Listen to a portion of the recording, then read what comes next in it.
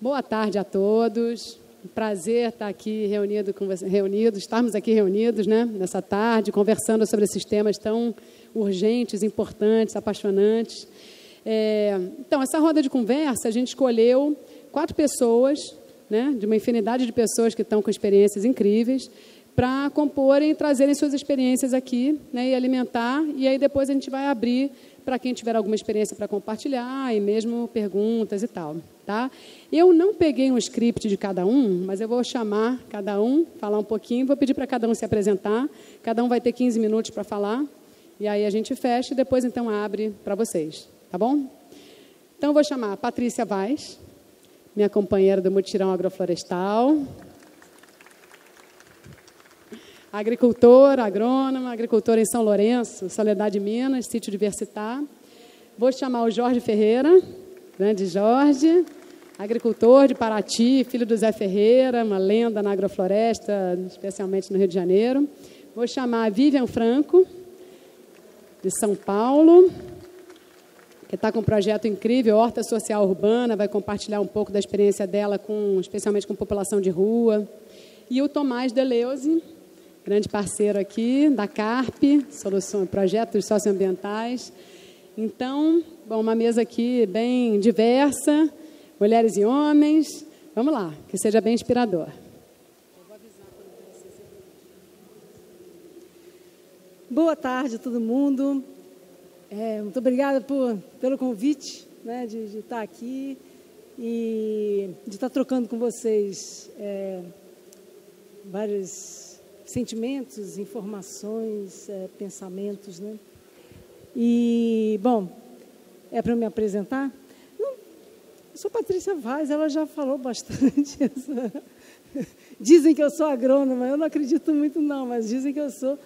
E eu moro no sul de Minas, é um núcleo do Mutirão Agroflorestal, entre Caxambu e São Lourenço. E faço um trabalho de agrofloresta ernestiana, tem 26 anos. Então tá.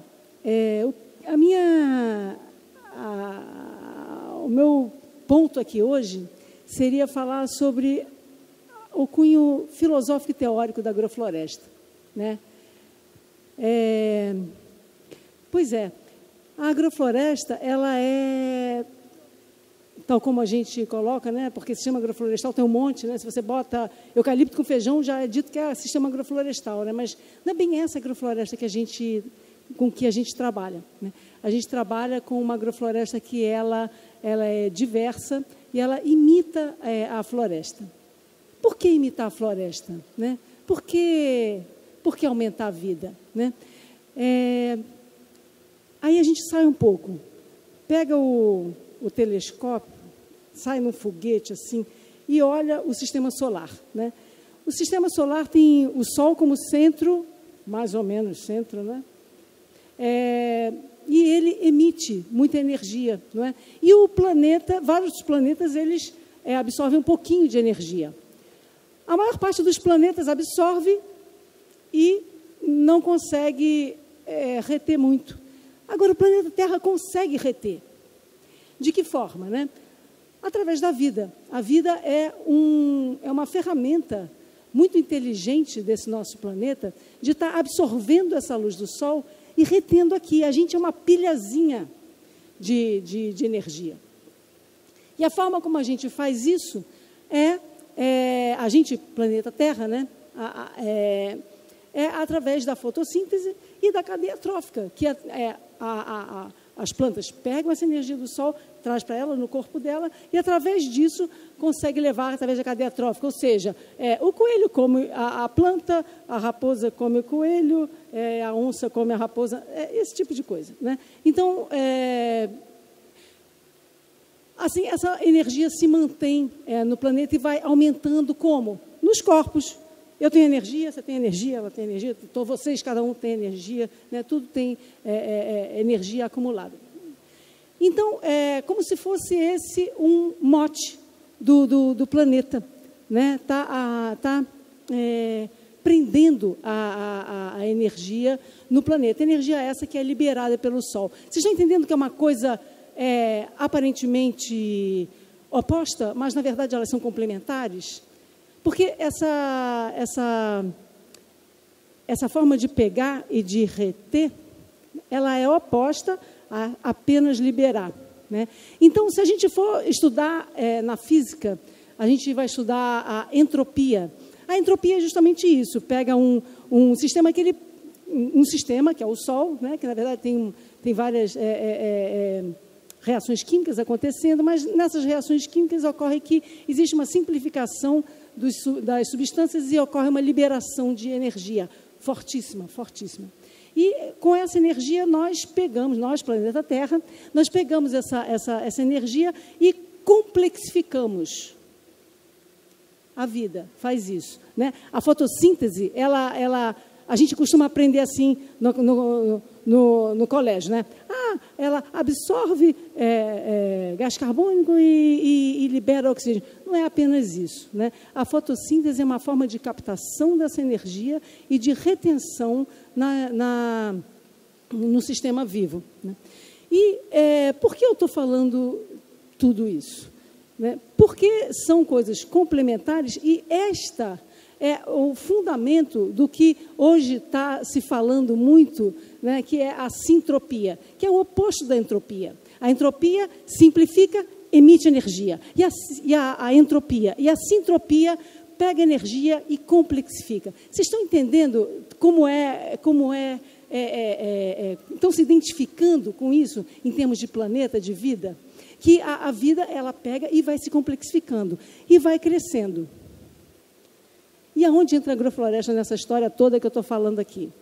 Entra que cada ser vivo neste planeta tem uma função. Que função? Tem uma função deliberada, de acordo com o ser que ele é, de acordo com a genética dele, né, que é realizar uma função dentro deste princípio máximo do planeta, que é acumular vida, acumular energia. Nós temos uma função. E nesse acúmulo de vida, né, cada função dessa, né, ela leva que cada ser, ele é movido pelo prazer interno de estar fazendo esse coletivo, vamos dizer assim. Nos dias de hoje isso é assim necessário, né? Porque a gente está cada vez mais individualista e nessa sociedade a gente está se esquecendo do coletivo, e o planeta atua justamente contra isso, né? São todos os indivíduos trabalhando em prol de um coletivo, que está aumentando a quantidade de vida nesse planeta. Que isso quer dizer aumentar a energia, acumular a energia do Sol que está se dispersando pelo espaço. Isso quer dizer que a gente consegue fazer sempre um paralelo, sabe? Tanto das relações humanas com tudo isso, com toda essa agrofloresta que a gente vê, simplesmente porque a gente está dentro desse planeta, né? As leis que regem são as mesmas. As leis que regem as relações entre as pessoas são as mesmas. As leis que regem a relação entre as plantas são as mesmas, né? Ou seja, competição tem muito menos do que a gente pensa que tem, né? Porque se a gente está trabalhando em prol de um coletivo, em prol de um objetivo comum, né? De um bem comum, né? A gente vai estar se doando, né? Fazendo a coisa por amor realmente, né? E a gente vai estar dando o melhor de si pelo bem daquele coletivo, né? Se eu estiver do lado de uma pessoa que fazendo a mesma função, e se essa pessoa for melhor do que eu na mesma função, provavelmente o melhor vai ficar. Assim acontece com as plantas também. Mas se eu estiver fazendo uma coisa e a função do lado for complementar, não for a mesma, for parecida, mas fazendo parte daquele mesmo sistema, essas duas pessoas, elas vão se unir e elas vão fazer muito mais do que duas sozinhas. Ou seja, se a gente pegar as plantas e souber a função de cada uma, dentro desse sistema complexo que é uma floresta, e eu não estou falando de um campo simples de plantas anuais, nem eu estou falando do sistema complexo de uma floresta. Se nós conseguimos compreender como cada planta funciona dentro desse sistema e estarmos plantando todas elas juntas, a gente vai estar fazendo um sistema que é muito mais do que 1 mais 1 mais 1 é mais do que 3, muito mais, porque tem a força do coletivo, né? E é uma pena que a gente está esquecendo isso em termos de relações humanas, né, nessa nossa sociedade, mas a gente pode transformar isso. Com certeza a gente pode transformar isso. Mas por quê? Porque a gente acaba se refletindo nessa terra, nesse sistema natural, né? E todos os processos naturais, eles começam a acontecer quando a gente faz esse sistema começar a acontecer, né? Engraçado que aí falam assim, perguntam para mim, poxa, mas então quer dizer que a gente vai ter que saber a função de cada uma das plantas? Isso não é demais, não? Espera aí, a gente vai ter que saber... É interessante que a gente observe. É interessante que a gente saiba como a planta funciona. É interessante que a gente saiba se a planta demora muito para conseguir, para ela ficar adulta, ou se ela demora pouco, se ela é rápida. Por quê? Porque eu posso colocar uma do lado da outra. Não é bom a gente saber que o alface ele chega mais rápido para ser adulto do que o eucalipto, por exemplo? Eu estou sendo bem extrema, mas não é interessante saber isso? Por que isso é interessante? Porque então eu vou conseguir colocar o alface do lado de eucalipto sem estar achando que um vai brigar com o outro. Não vai brigar, as funções são completamente diferentes. E é isso que a gente tem que saber. Para juntar as plantas, a gente precisa saber a função delas. Vixe Maria, mas isso aí é impossível. Não, isso envolve observação, isso envolve um pouco de experiência, com certeza. Mas isto é tecnologia. Essa câmera é tecnologia, mas eu estou falando de tecnologia de vida. Isso é muito mais tecnologia do que uma tecnologia morta, vamos dizer. Apesar que, hoje em dia, se você fala com jovens sobre tecnologia morta, eles vão dizer que já tem uma coisa gerando a outra, tudo bem, mas, enfim, eu estou falando de sistema natural de um planeta inteiro, né? Então, isso é preciso conhecer. É muito mais interessante, né, para mim, né, no meu ver, está passando quantos? 5 já? Então, é muito mais interessante a gente saber, né, que função tem uma planta dentro de um sistema muito mais complexo do que ficar sabendo, que bicho é esse? É um tríplice. Não, então, peraí, deixa eu receitar aqui, olhar no meu livrinho, qual que é o veneno que eu tenho que aplicar para isso? Que funcionamento que eu estou entendendo? Nenhum. Eu não estou entendendo. Bom, mas isso aí, tem gente que gosta disso. Mas eu acho que é um pouco mais inteligente a gente acumular energia e vida dentro de um sistema, né? E isso, por mais urbano que a gente seja, por mais fora por mais fora da terra, né, do plantio que a gente seja, isso toca cada um. Por quê? Porque a gente veio da mesma origem. A gente veio desse planeta, por incrível que pareça. Eu estava hoje, anteontem, eu estava numa oficina, numa faculdade onde tem muitas ciências sociais, em Alfenas, e a gente fez uma oficina, um monte de gente, dos mais variados cursos, e existe uma vibração dentro das pessoas, existe uma vibração simplesmente porque nós somos assim, nós somos filhos desse planeta, e a gente tem que continuar, quer dizer, a gente tem que lembrar que a gente é filho desse planeta, e a gente tem que lembrar que nós somos animais, mamíferos, porte grande, temos polegar opositor e mente para pensar um pouquinho. Obrigada.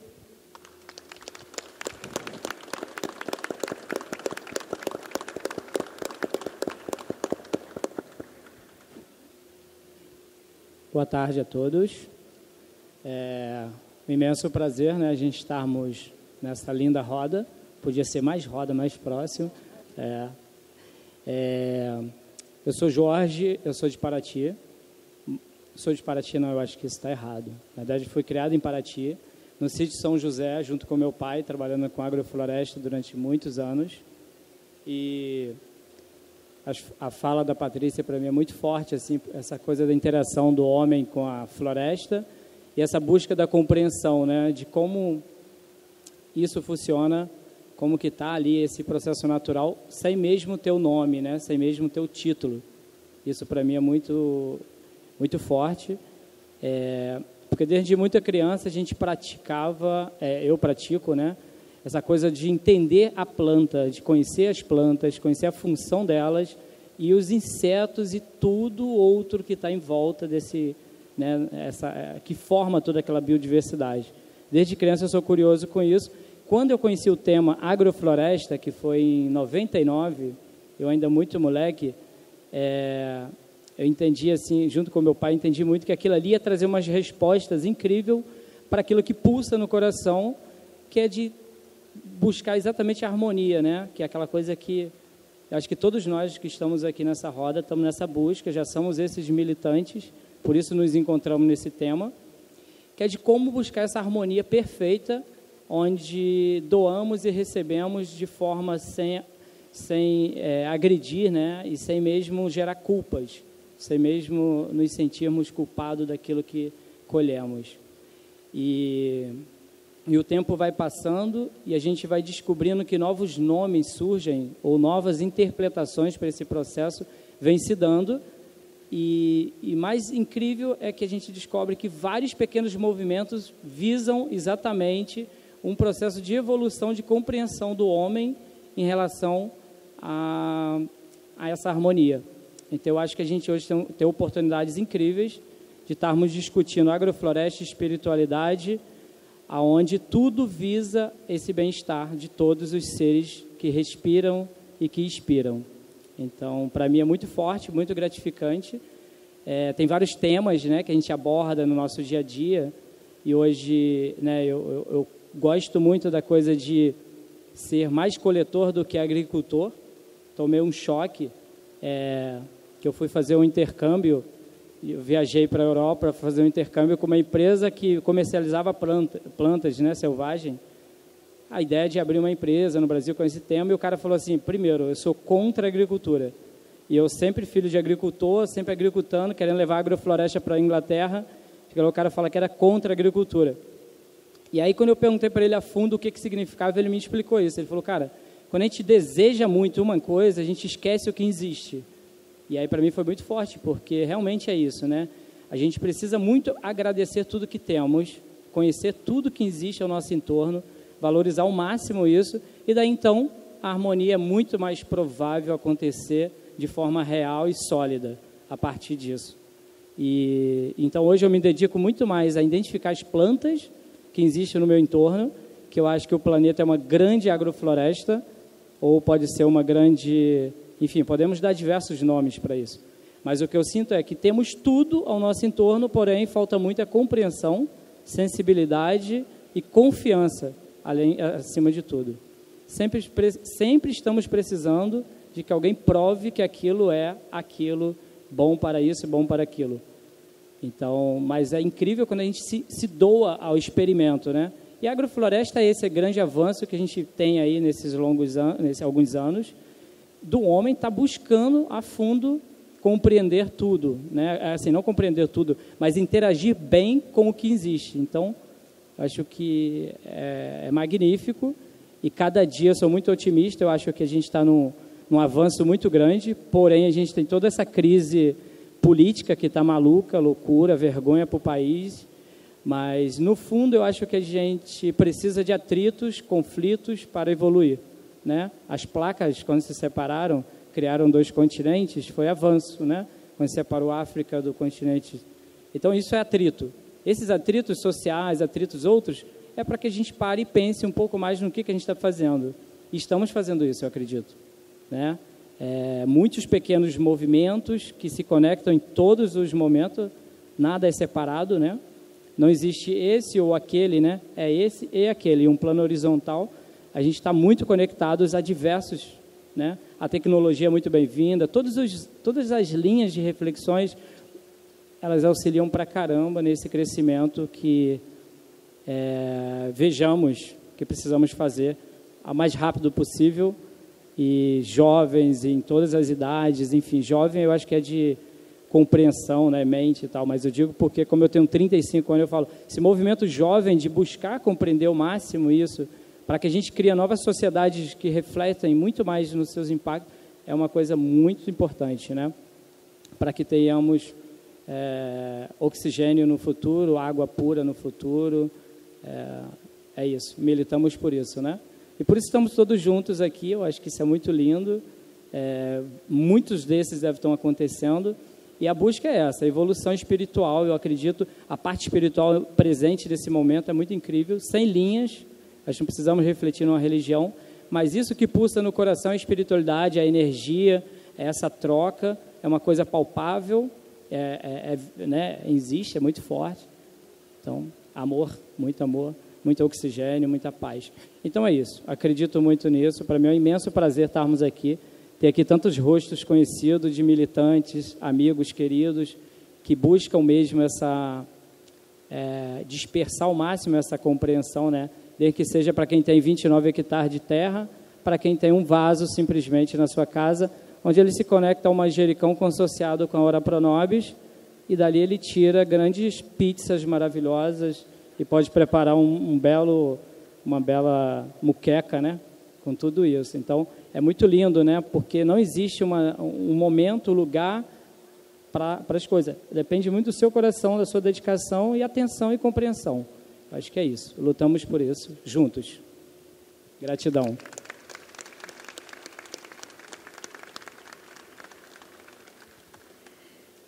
Meu nome é Vivian. É um prazer grande mesmo estar aqui. Eu, com 18 anos de idade, fui para uma escola que chama Montirão Agroflorestal, na Fazenda da Denise, em Ribeirão Preto. E, nesse mesmo tempo, conheci o pai desse cara aqui, que agora a gente está aqui. Então, muito agradecida mesmo. E também de estar fazendo um movimento desse no momento desse. Não só global, mas particularmente no Rio de Janeiro, né? É uma fonte de luz forte, assim, e ter vindo para aqui por isso foi uma honra. A gente, lá em São Paulo, falar um pouco da agricultura urbana, né? Que foi o convite aí para a gente compartilhar dessa roda.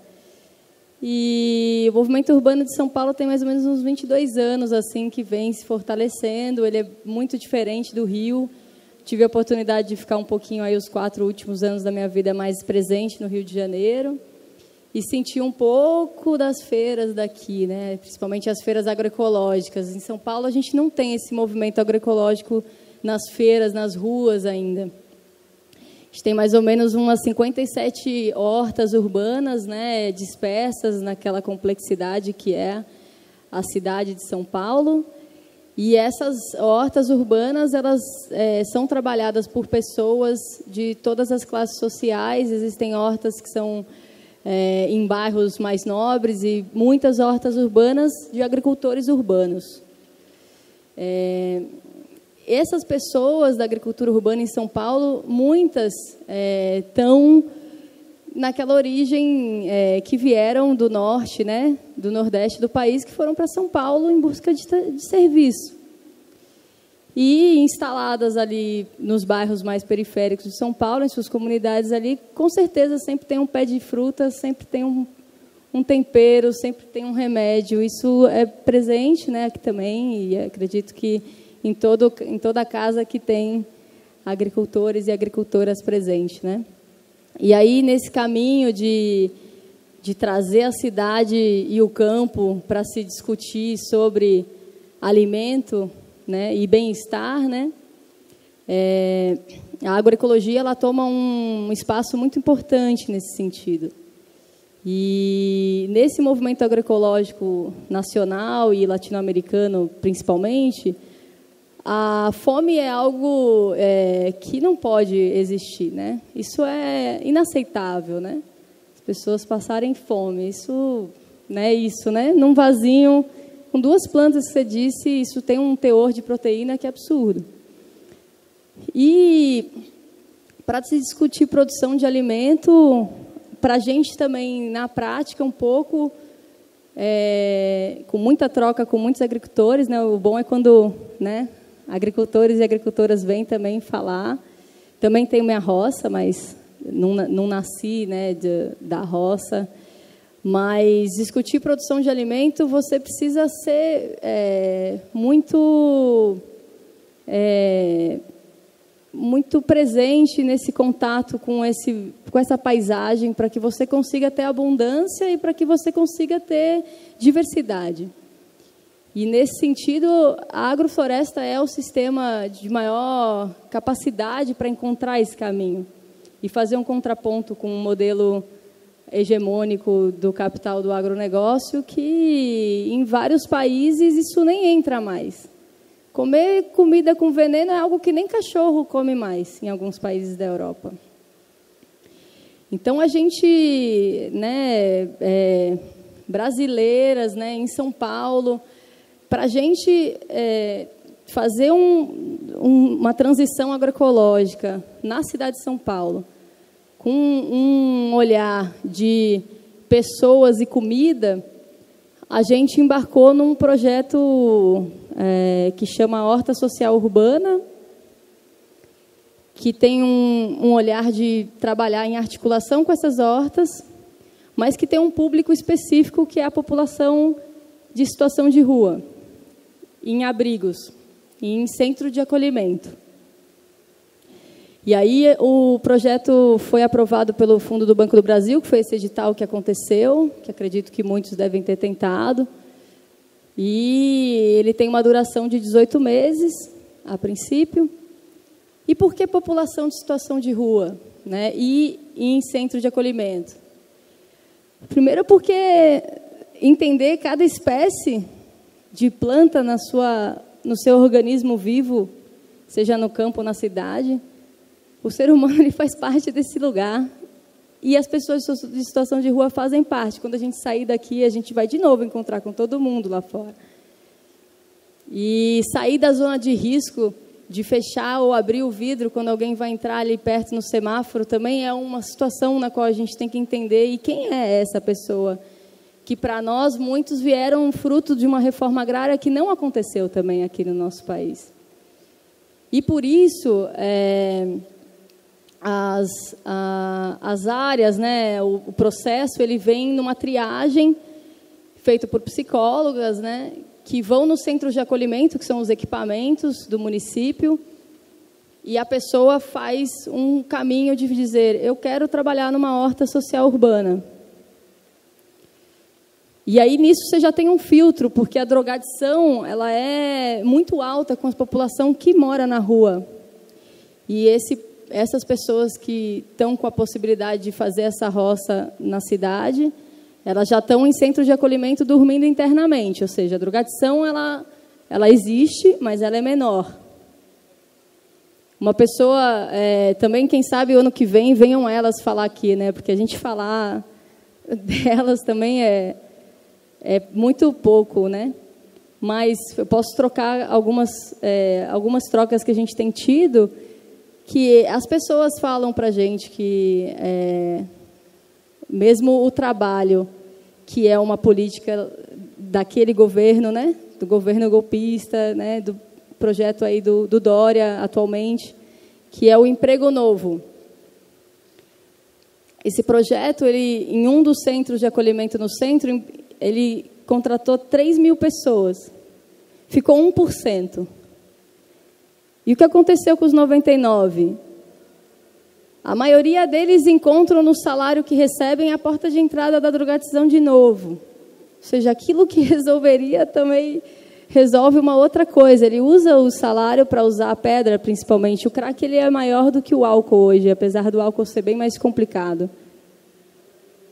E essas pessoas são provavelmente parentes de muitos agricultores e agricultoras familiares que a gente encontrou na época, né, no período de extensão rural. E, por isso, a gente tem encontrado uma forma de, a partir desse conhecimento, dessa reconexão de roça, porque todo mundo que tem um vaso ou que planta uma abóbora e colhe sua abóbora e depois tira a semente e planta de novo, né? Que faz um adubo dentro de casa, que consegue fazer um minhocário que seja uma compostagem e consegue colocar isso no seu vaso, todo mundo gosta disso. Quando você consegue se desconstruir dizendo que você não é agricultor para sua família, que você é um coletor, ou que toda a agricultura que a gente achava que era a agricultura da produção de alimentos, ela não é mais aquilo que você achava que ela era, né? Mas ela é uma instrumentalização para que a gente se encontre com nós mesmos, quando a gente, né, está em contato com as nossas plantas e na nossa comunidade, né? Esse público, essas pessoas de situação de rua disseram que era a maioria das pessoas homens. O IBGE trocou em 2013 que eram 86% de homens. Mas dentro da agroecologia a gente também já coloca muito claramente que sem feminismo não há agroecologia. Não adianta a gente ter uma produção impecável agroflorestal se dentro daquela unidade familiar a mulher ela é descompensada em algum lugar, ou não existe um rodízio na família para que a mulher possa ficar mais na roça e menos na lavagem de louça, por exemplo. Isso pode ser simplificado, ou algumas formas até julgado ou ridicularizado, mas isso a mulher que ama também cuidar da sua roça, ela sente falta. Ela fala isso para a gente, que ela sente falta. Ou quando ela trabalha em todo o processo produtivo da cadeia de colheita e produção e tudo, mas na hora de receber, o homem pega o dinheiro e aí ele faz o controle se vai ter o dinheiro de comprar um pano, dela poder ir, né? Porque assim.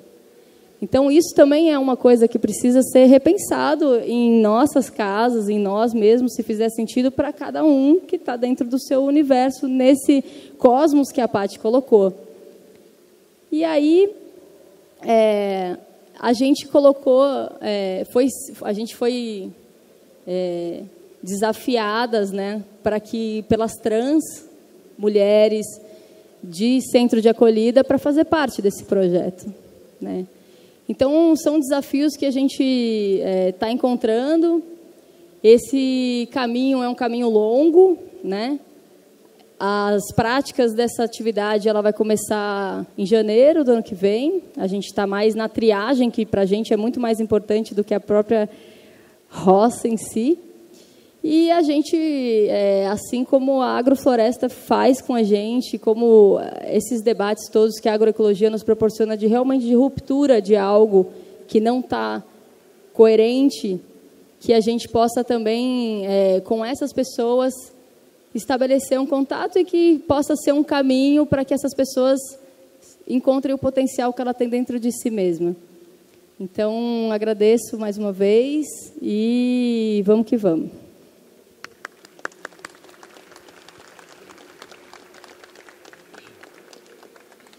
Boa tarde. Primeiro, aproveitando o gancho, fora Temer, né? Segundo, sim, agora, eu queria aproveitar para falar que é uma honra, meu nome é Tomás Deleuze Mendonça, mas é uma honra estar dividindo essa roda de conversa com pessoas que o Jorge, a Patrícia e a Vivian, que eu não conhecia, mas eu vi esse trabalho fenomenal que ela tem. A gente foi tocado pela agrofloresta, eu vi esses médicos que já trabalham há mais de 20 anos com a agrofloresta, é muito rico para a gente.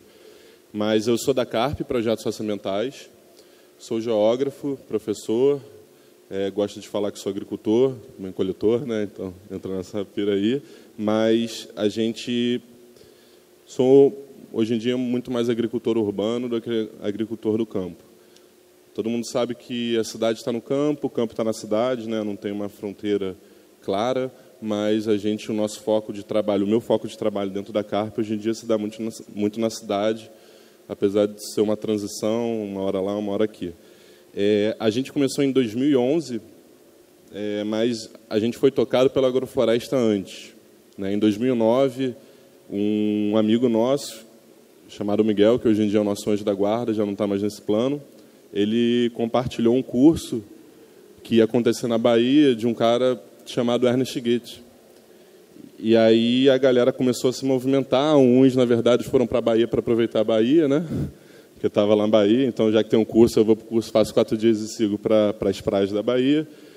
Outros foram para conhecer e outros nem foram, na verdade, no meu caso. Eu nem consegui ir. Me meti a trabalhar, tinha que fazer um dinheiro, fui trabalhar no final de ano, não consegui ir. Só que a minha história em relação a isso, eu não tive a oportunidade de ver esse curso, apesar de parecer que eu estava lá, de tanto que eu ouvi falar desse curso por eles. Mas quando eles voltaram da Bahia, eles passaram para mim todo o conhecimento e toda a energia que tinha acontecido nesse curso, né? Começaram a falar, a gente já tinha ouvido falar um pouquinho da agrofloresta, do Ernest, mas a gente não tinha conhecido. Eu demorei mais um pouquinho para conhecer, mas eles voltaram com uma bagagem e com uma vontade incrível de colocar em prática aquilo, né? Ou seja, de fazer função. Foi muito claro, quando eles encontraram o Ernest, essa possibilidade. E aí a gente começou em 2011, um pouco antes disso, trabalhar na PUC, em algumas áreas. Eu estava junto desse pessoal, né, aprendendo, que foram os fundadores da CARP. A gente começou a trabalhar com educação ambiental. A gente chegou na PUC numa área que era uma área de descarte da PUC, era um lixão. Isso há 10 anos atrás, né, não tinha nem plano de gestão na PUC, de gestão de resíduos. E aí a gente começou a trabalhar numa área que era uma área de descarte, já tinha sido trabalhado por um professor nosso, Marcelo Mota, e aí estava um pouco parado, e a gente retomou os trabalhos nessa área de descarte, e dali a gente encontrava tudo, de seringa, a camisinha, a garrafa de cerveja, dentro da universidade, e a gente começou a plantar ali. Eu fiz um trabalho mais específico de educação ambiental com as crianças. A gente fazia um passeio pela PUC, sempre passava pela estação, se tornou a estação de educação ambiental, estação agroecológica, e dali a gente começou a colocar em prática os primeiros conhecimentos que a gente tinha adquirido com o Ernest da agricultura urbana.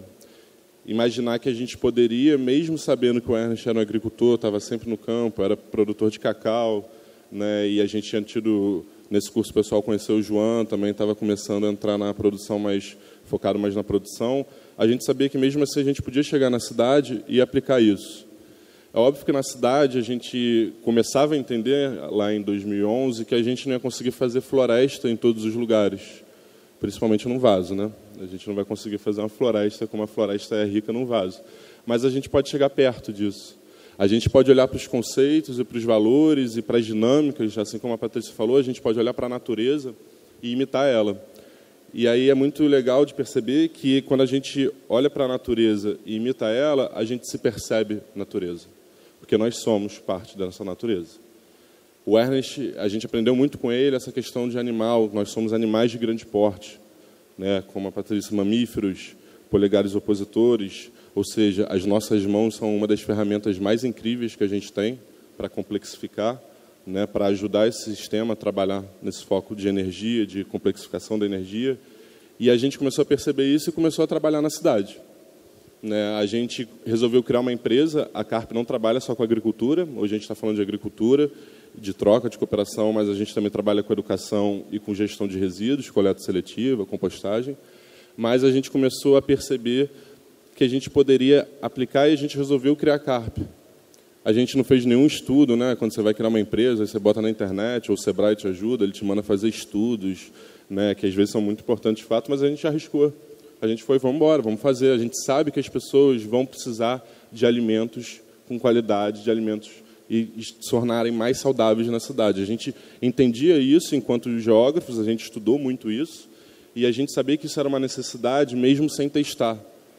E eu não sei, não é porque a gente era visionário de alguma coisa, muito mais, hoje em dia eu penso que é porque nós somos animais, a gente sentia que tem que ter uma necessidade de comer bem, de plantar e de comer sua comida.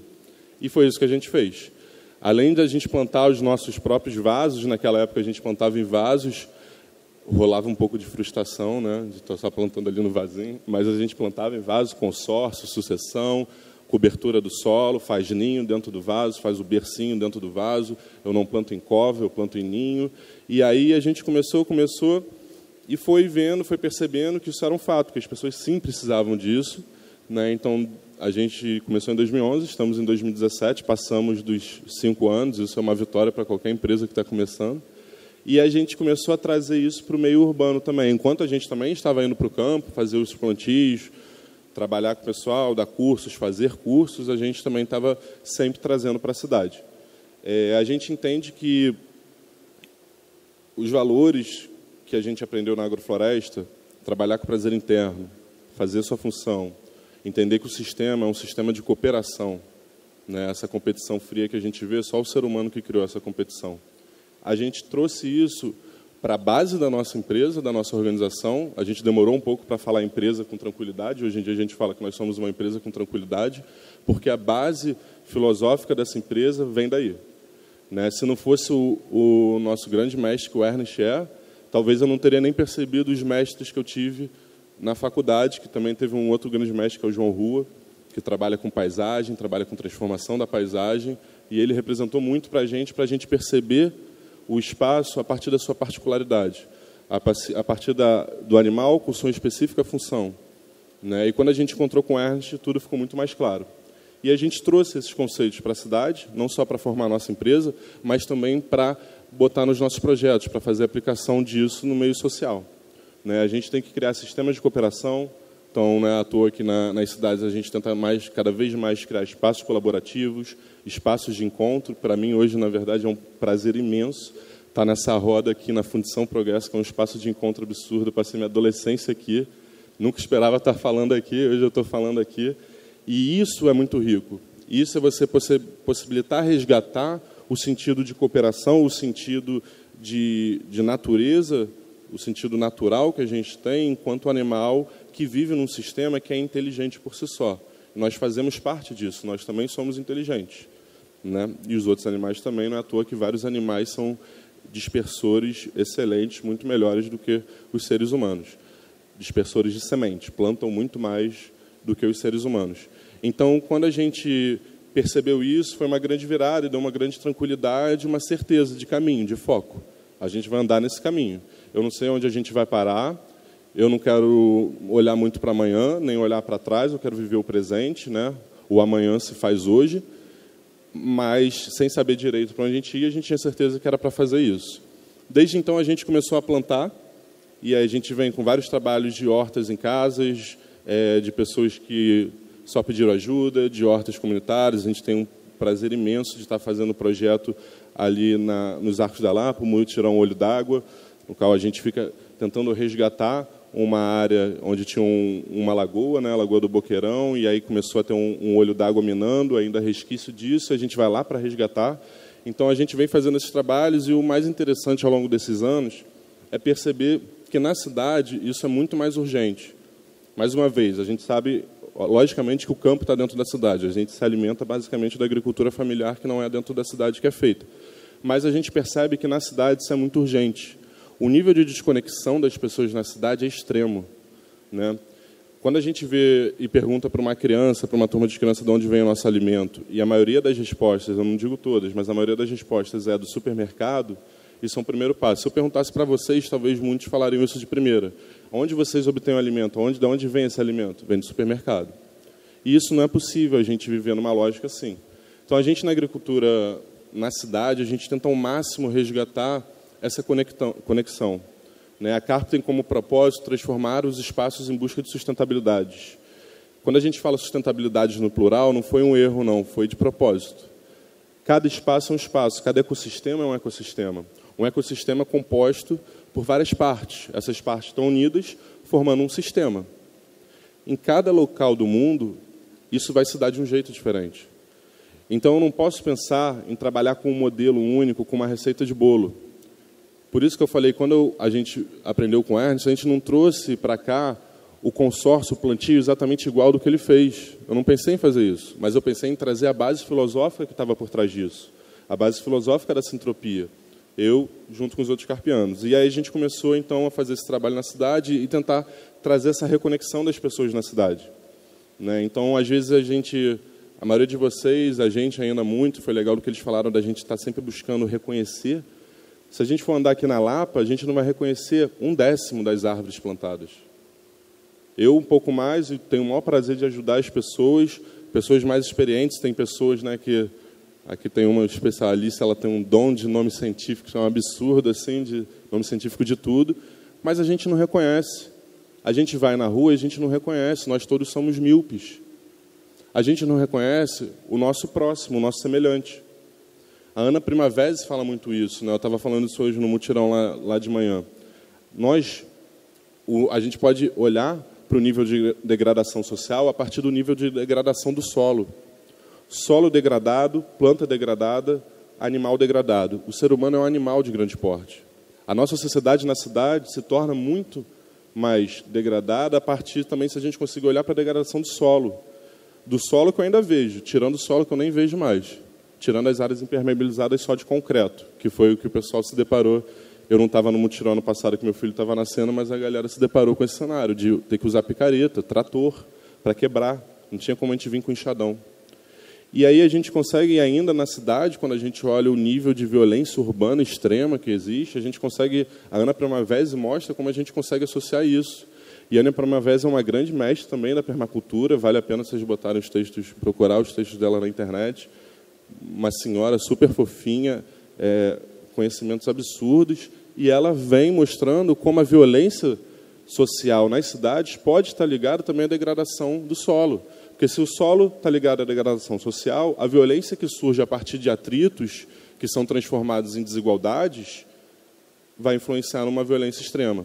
Então, a gente vive numa sociedade, na cidade, atualmente, né, a gente na geografia estuda, já falo isso desde 2007, talvez tenha sido antes, mas em 2007 teve a virada, né, a maior parte da população passou a morar em cidades e não no campo. Mesmo que a maior parte da alimentação e dos recursos para alimentar a cidade e manter a cidade funcionando enquanto energia, enquanto alimento e diversos outros fatores venham do campo.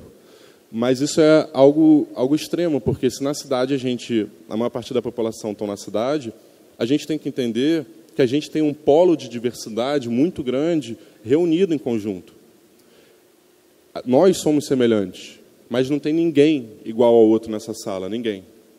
Todos nós temos uma diferença extrema, temos uma particularidade. Se a gente pegar essa diversidade, cada um explorar o melhor de si, colocar prazer interno no que está fazendo, entender sua função, é muito difícil de dar errado. É muito difícil da gente ficar olhando só pela lente da competição. Quando a competição social só existe no meio social, no meio natural a gente não vê competição, a gente não entende que existe uma competição quando um animal come o outro, né? Então, quando a gente percebe essa possibilidade de explorar a diversidade e não transformar a diferença em desigualdade, a gente dá uma virada. E a gente dá uma virada para a cooperação, para fazer espaços de cooperação. Eu, na geografia, aprendi que a cidade é criada pelo homem. Toda essa paisagem que a gente vê na cidade foi criada pelo homem. Se a gente não está vendo aquela lagoa lá, foi porque o ser humano resolveu demolir um morro aqui no Rio de Janeiro, no centro da cidade. Se a gente está vendo aqueles arcos bonitos, foi porque o ser humano resolveu construir aquela estrutura para trazer água.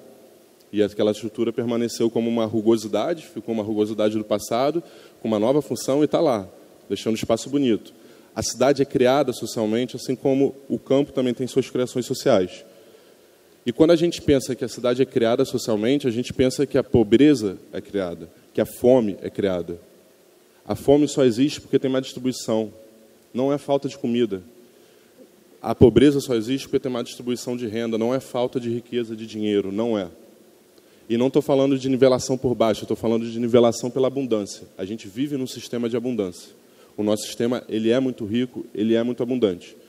Então, quando a gente pensa nesse sentido, a gente começa a entender que a gente pode favorecer esses espaços e pode criar uma nova realidade na cidade.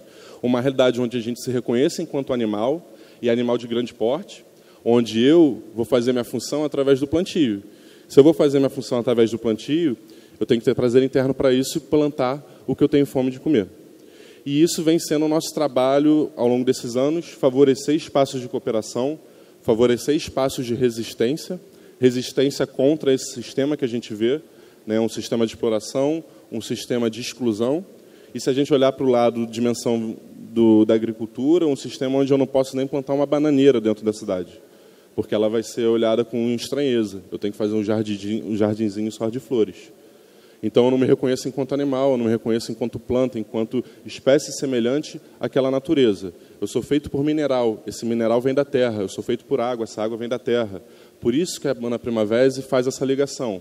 Solo sadio, planta sadia, animal sadio. O ser humano faz parte desse conjunto de animais, né? E o Ernest ele traz muito uma fala que é muito interessante, que você pode perceber o nível de degradação social a partir do tamanho do lixão da sociedade. E, por incrível que pareça, o maior lixão do Brasil ele está localizado na cidade, no Distrito Federal, a 40 quilômetros da capital do Brasil. Aí a gente começa a perceber um pouquinho onde é que a nossa sociedade foi parar enquanto degradação. Mas a gente pode fazer diferente e as coisas, mais uma vez citando ele, elas não são para serem feitas, elas estão sendo feitas. Tem muita coisa boa. A cada notícia ruim que a gente der, a gente pode dar uma boa. Então, tem mapas surgindo com iniciativas absurdas em mais de 100 lugares, por exemplo, no Rio de Janeiro, falando de cultivos agroflorestais. Essa realidade está acontecendo. Não tem tanta competição quando a gente imagina ou quanto é passada para a gente. Então, para deixar continuar a gente essa conversa, eu fico nessa parte da gente perceber o quanto a gente precisa se conectar com nós mesmos, com a nossa natureza. Nós somos animais, nós somos semelhantes a essa planta que está aqui do lado, nós somos semelhantes aos animais que estão no solo, trabalhando pelo solo. A geografia jogaria pedras em mim, mas eu me sinto semelhante à rocha que está ali, que vai virar terra em algum dia. Então, isso é muito importante, a gente recuperar esse senso para a gente poder favorecer, dentro da cidade, espaços de cooperação e de resistência. Cooperação através do plantio, cooperação através da produção da comida.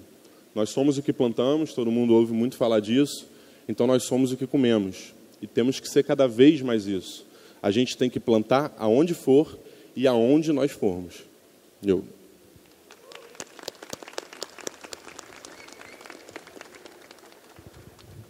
Muito obrigada pela colaboração de cada um, contribuições ricas.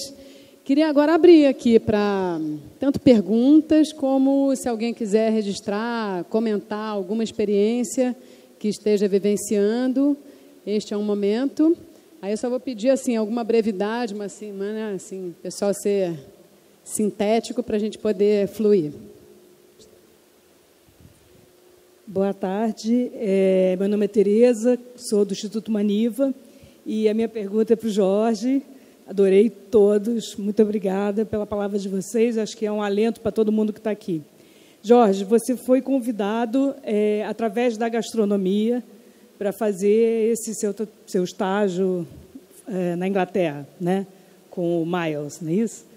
Então, eu queria saber o que você acha da gastronomia nesse sentido mais amplo, e não somente a gastronomia dos restaurantes, mas assim os chefes de cozinha e os seus, enfim, seu trabalho, de que forma que na sua vida isso foi, né, nessa intermediação e do seu pai, e o que você acha que pode ser feito mais ainda. Obrigada.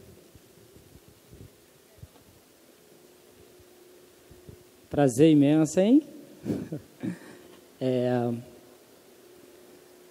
Eu tive experiências incríveis com gastronomia desde 9 anos de idade, que eu aprendi a fazer o primeiro feijão na minha vida, e queimei o arroz, aí deu certo o feijão.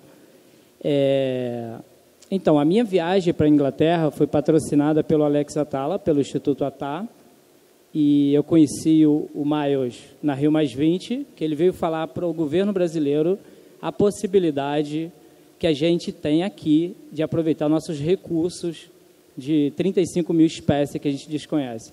Aí eu fiquei incrível, mas ao mesmo tempo chocado, porque que a gente ainda não come mais o que a gente colhe aqui, e o que a gente tem selvagemmente.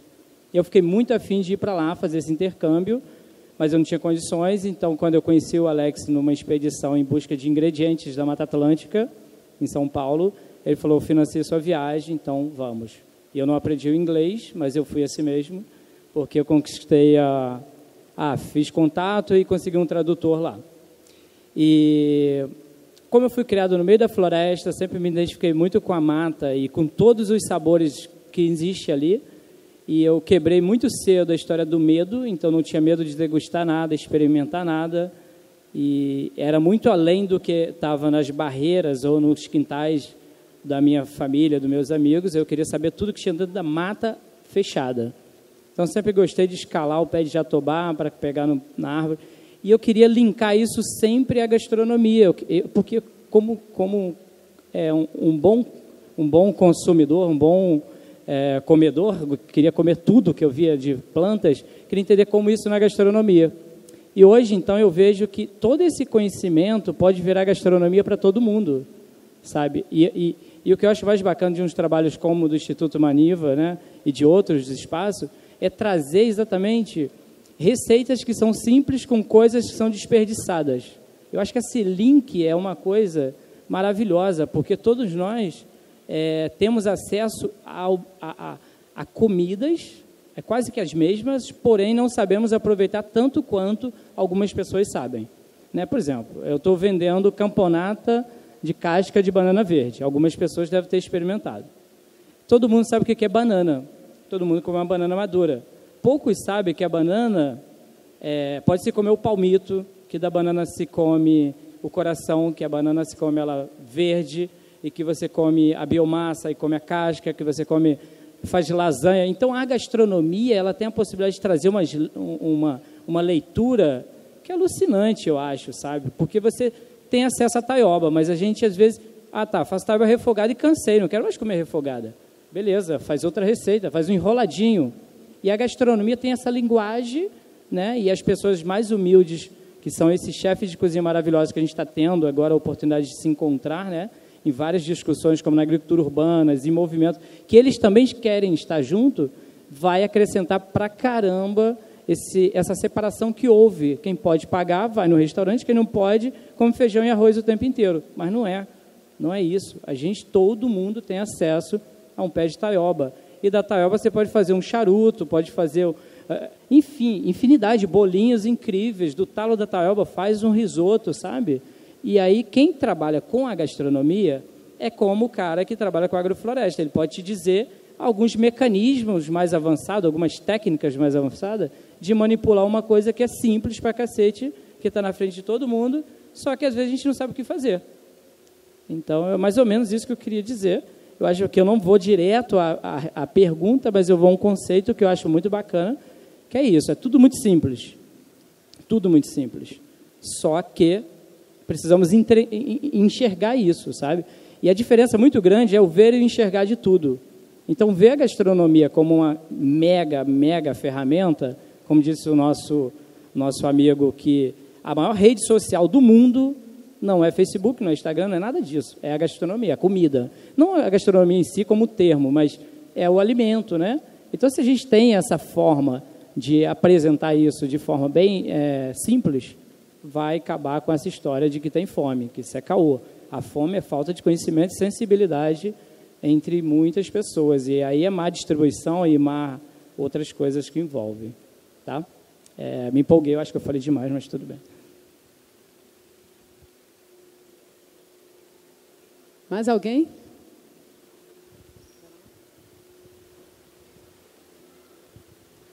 Boa tarde, meu nome é Antônio. Não sou agricultor, não me considero agricultor, ou das áreas que estão sendo faladas aqui. Eu sou militar de profissão e um apaixonado pela natureza, pelas árvores. Eu gostaria apenas de acrescentar aqui um inseto importantíssimo que pouca gente conhece, acredito que vocês conheçam, que são as abelhas nativas brasileiras. Então, acrescentar isso para esse público excelente que está aqui, nós temos abelhas brasileiras, são abelhas sem ferrão, que podem ser criados em qualquer varanda. Então, no Rio de Janeiro, a mais comum é a jataí, que se parece com um mosquitinho, muita gente acha que é um mosquitinho, faz ninho em qualquer muro, em qualquer parede. Tem também a mandaçaia e a uruçu. Essas são menos comuns no Rio de Janeiro, mas também existem. E, é claro, para tudo que foi falado aqui de agricultura, agrofloresta, essas abelhas são importantíssimas, que são os principais polinizadores de nossas plantas brasileiras. Então, acrescentar isso aqui, é claro, se alguém aí tiver experiência também, poderia até acrescentar. Eu faço parte de uma associação, embora eu não esteja muito presente, que se chama AME Rio, Associação de Meliponicultores do Rio de Janeiro. Então, eles têm blog aí, o pessoal pode consultar. Eles fazem reuniões uma vez por mês, normalmente, fazem cursos sobre criação racional dessas abelhas e realmente é muito importante para tudo isso que foi falado aqui, para a nossa agricultura ou para a agrofloresta mesmo. Obrigado.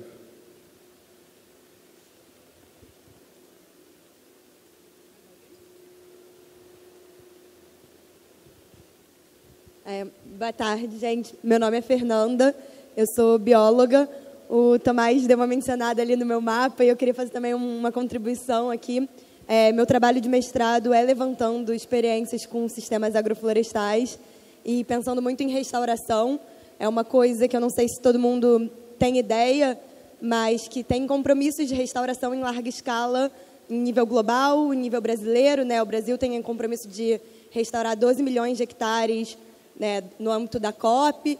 E eu acredito muito que essa restauração tem que ser feita através da alimentação, através da comida, incluindo o homem. Então, isso é um pouquinho da minha pesquisa. E aí eu fiz um levantamento de experiências no estado do Rio.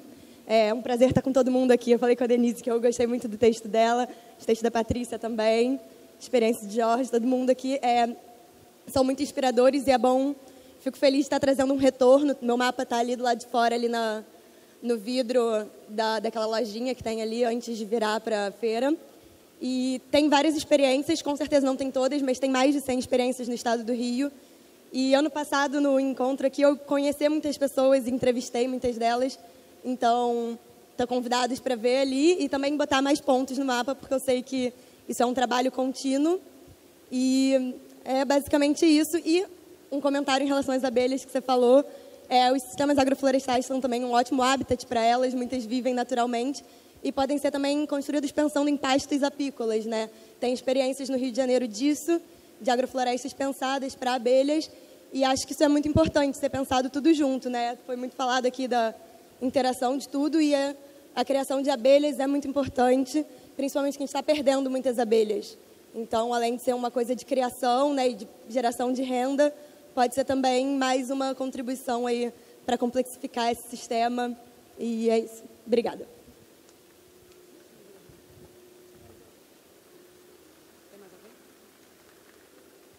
Mais alguém? Quer? Você quer? Pode. Boa tarde, gente. Meu nome é Márcio, eu sou profissional enfermeiro, trabalho em atenção básica e assim, uma coisa que eu identifico muito ali é a coisa da doença como um fator da pessoa, parece que ela dissocializou.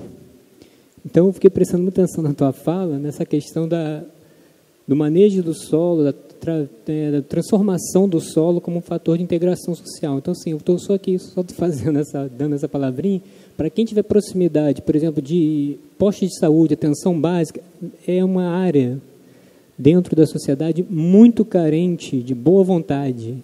Então, quem tiver ideias, está precisando, talvez, um lugar, em vez de ficar só plantando no vasinho, né? Talvez um posto de saúde tenha um espaço maior para você jogar essa ideia sua para fora, de ter uma horta grande, um herbário, alguma coisa assim. Tá? É só uma questão de sugestão mesmo, aproveitando o gancho da transformação social. Valeu, gente. Boa tarde. É muito legal isso, a importância da gente fazer esse trabalho pensando na saúde, né, na nossa própria saúde, tanto na absorção de alimentos com uma qualidade nutricional muito maior e também no resgate desse problema a partir do contato com a terra, né?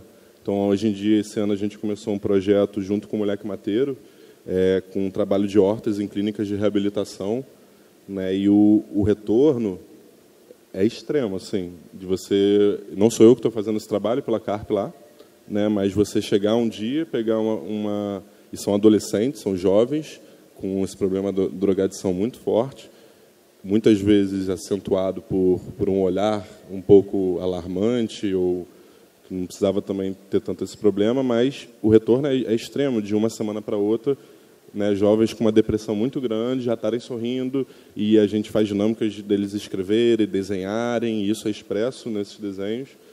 Muitos deles a gente não consegue saber como terminou, porque eles terminam o ciclo, né, na clínica e vão embora.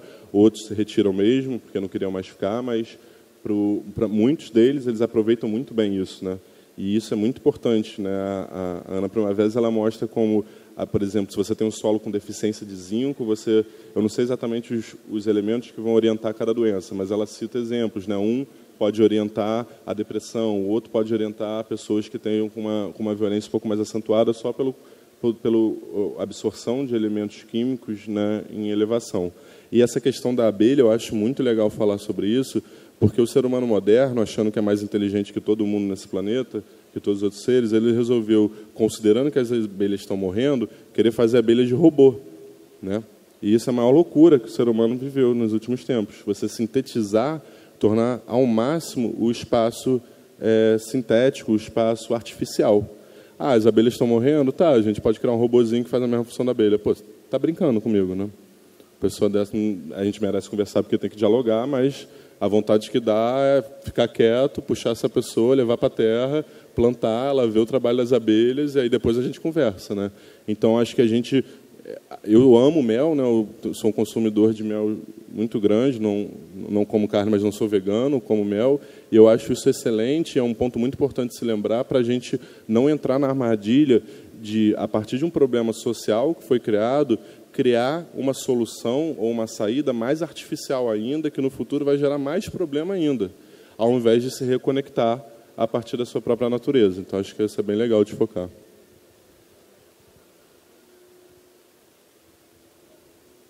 Boa tarde a todos. Eu acredito que algumas pessoas que estão aqui presentes já me conhecem. Sou Niara do Sol e eu faço um trabalho de plantio lá no Morro de São Carlos, onde pela primeira vez tem assim indígena trabalhando com plantas medicinais com a comunidade. Já estamos há 2 anos lá e agora, como o colega ali que trabalha com saúde falou que se poderia estar plantando para as plantas medicinais, uma das clínicas que a gente tem no Rio de Janeiro, que é a nossa ali onde no condomínio que eu moro, Minha Casa Minha Dívida, no Estácio.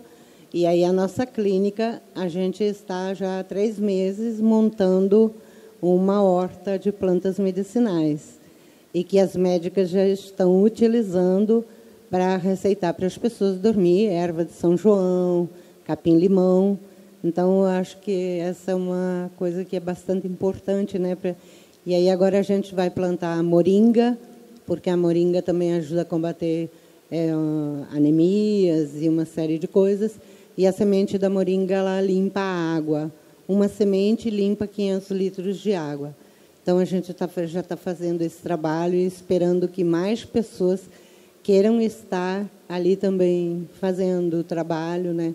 Porque uma andorinha só não faz verão. Quando você junta muitas pessoas... E eu, às vezes, não gosto muito de ir assim, onde tem esses grupos grandes de pessoas, porque a gente vê, por exemplo, eu fui num evento, tinha 800 pessoas, e eu acredito que não tem 8 daquelas pessoas que estão fazendo alguma coisa. Então, eu sempre gosto, eu digo que o que minha mãe me ensinou é que é melhor você agir do que ficar falando muito. Então, eu só queria comunicar que a gente também está agindo. E temos uma horta de frente ao Museu do Mar, na Praça Mauá, que é em caixas. As caixas que nas feiras eles utilizam para jogar fora, nós estamos ensinando ali as crianças. Toda quarta-feira nós temos ali troca de saberes.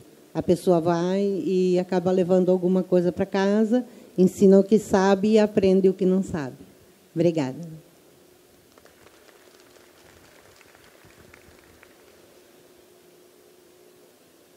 Boa tarde. Meu nome é André. Queria compartilhar uma informação, né? Tem uma pessoa ali, que se chama Patrícia, e quem tiver interesse, como nós estamos falando de gastronomia, depois ela pode explicar como é que se faz uma moqueca de jaca. É real isso. Eu comi uma moqueca de jaca com ela e recomendo que todos perguntem àqueles que tiverem interesse. Mas, pegando um gancho em outra coisa que a Patrícia falou, interessante isso, né? A gente está falando de plantas, e por que plantas? Bom, está na cabeça de todo mundo, plantas, árvores são importantes, mas tem um porquê que, às vezes, a gente perde o gancho, né? A vida, toda a vida, do que eu tenho entendido, inclusive, do nosso mestre comum, o Ernst Goethe, a vida existe na superfície da Terra, superfície que tem vida que é que nem uma casca de ovo, né? A Terra tem 6.700 e poucos quilômetros de raio, e é nesse pinguinho aqui em cima, de 100 metros, sabe, que existe a vida. Não estou falando de vida nas profundezas, que de repente não é ligada na vida solar, não vamos entrar nisso. Mas então, essa vida que é um milagre, ela depende de um ser. Porque esse ser é capaz de fazer transformação de alguma coisa que é vibracional, incrível isso, que é energético, que são ondas, em energia sob forma de matéria, e que vai ser alimento para todos os seres vivos, exceto esses próprios seres. A gente está falando, um amigo aqui falou de cooperação, né? Então, tem um ser na face da Terra que faz uma coisa que nenhum outro ser faz. Ele só come a si próprio. Interessante isso. 2, ele gera comida para todos os outros. Então, eu estou fazendo a minha homenagem aqui, se vocês permitem, pegando o gancho da Patrícia, às plantas. Sem plantas, estou incluindo algas nelas, sem plantas não tem vida na Terra como a gente a conhece. Só quis fazer essa homenagem. Obrigado.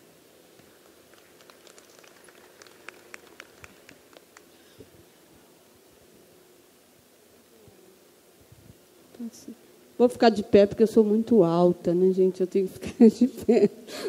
Falando sentado.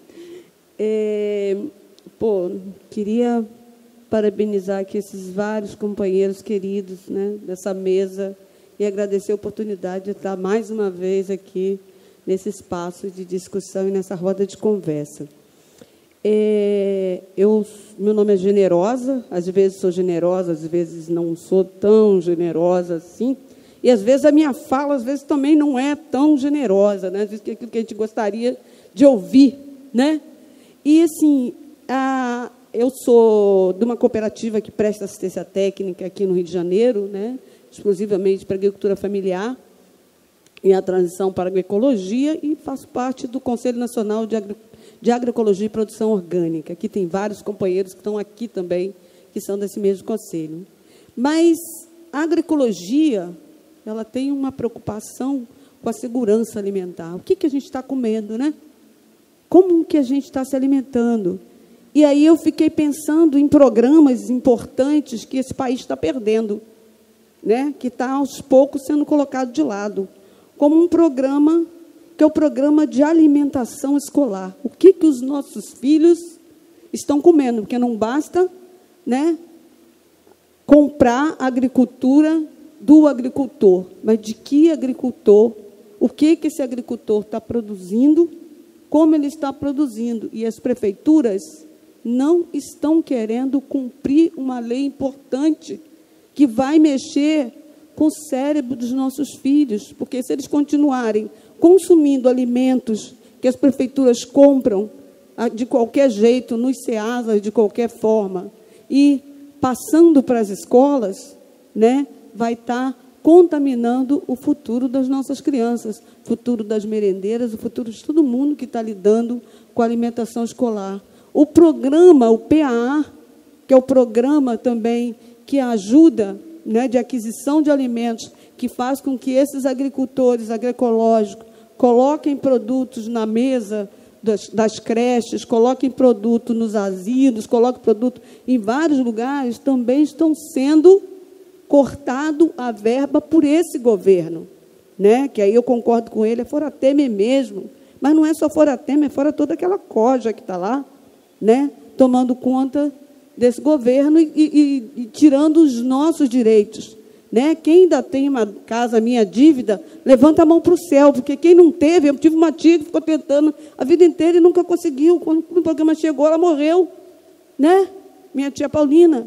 Então, assim, essa é uma realidade que a gente precisa começar a discutir com as prefeituras o que vocês estão dando para os meus filhos. Eu acho que a gente tem que começar a fazer essa pressão nas prefeituras para obrigar a comprar alimentos limpos.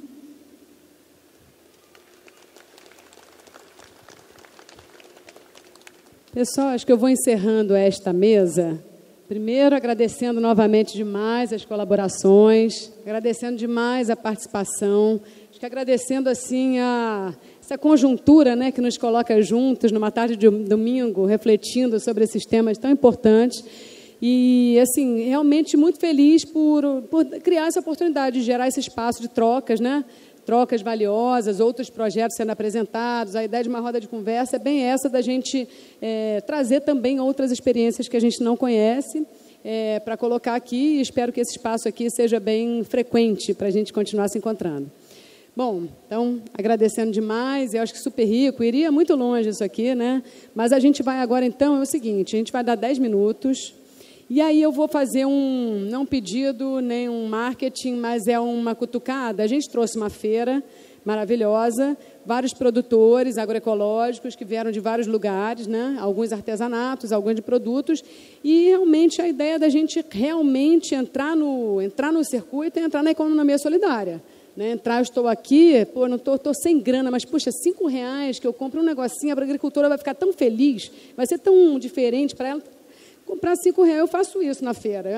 A mandioca dele, a alface dele, a cestinha dele, mas eu gasto um dinheiro com tanta felicidade nesse momento, eu fico super consumista, porque é uma economia que tem que ser valorizada, prestigiada e tal. Então, meu amigo veio aqui soprar, a feira está com pouca visitação, então vou sugerir que esses 10 minutinhos a gente se exercite dando um rolê na feira, e aí volte para cá, porque aí a outra mesa vai se compor aqui, e a gente então vai puxar esse outro seminário, que parte dessa conversa aqui, digamos assim, a gente partiu daqui para ir para um macro mais geral, né? Na próxima conversa, então, que tem o tema sobrevivências e utopias reais, né? A agricultura regenerativa, estou sem o tema todo, mas sobrevivências e utopias reais, que a gente venha com esse tema, e aí vamos ter aqui na mesa, bom, eu estarei, Paulo Petersen, que é da SPTA, riquíssimo, Daniel Fonseca, que está por aqui, é um professor da Unirio,